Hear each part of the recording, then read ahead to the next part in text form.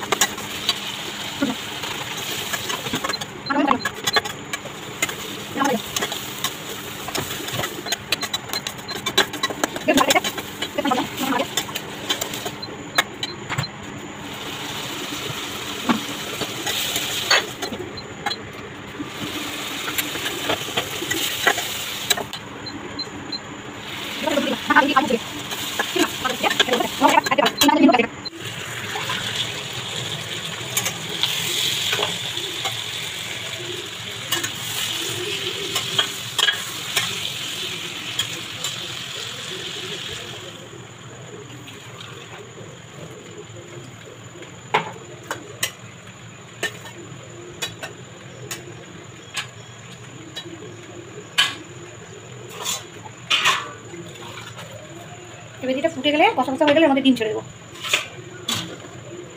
এবার দেখো বন্ধুরা 4টা ডিম দিয়ে দিচ্ছি, তাই 1টা 2টা 3টা 4টা।